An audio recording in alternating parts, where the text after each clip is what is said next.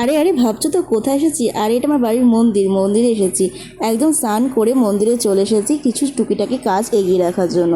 তো আজকে টুকিটাকি কাজ করব, দুপুরবেলায় স্নান করে চলে এসেছি। আর এই যে আগেই আমি গোপুসোনার ড্রেসগুলো ধুয়ে রেখে দিয়েছিলাম সার্ফ দিয়ে, যে ড্রেস আর সাথে প্যান্টি। আর বাজারে গেছিলাম, তো বাজার থেকে কী কী এনেছি তো চলো তোমাদের সাথে একটু শেয়ার করি। আর হ্যাঁ, সাথে কাজটাও এগিয়ে রাখি, গুছিয়ে রাখি। তো আজকে ডিব্বাটা নিয়ে এসেছিলাম, আজকে নয় আগের দিন নিয়ে এসেছিলাম।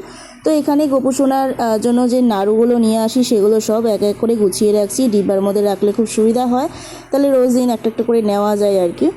আর সাথে এখানে রয়েছে চিড়ের নাড়ু, আর হচ্ছে মোয়া, আর সাথে রয়েছে মুড়ির মোয়া, আর তিলের যে নাড়ুগুলো হয় ছোটো ছোটো সেগুলো।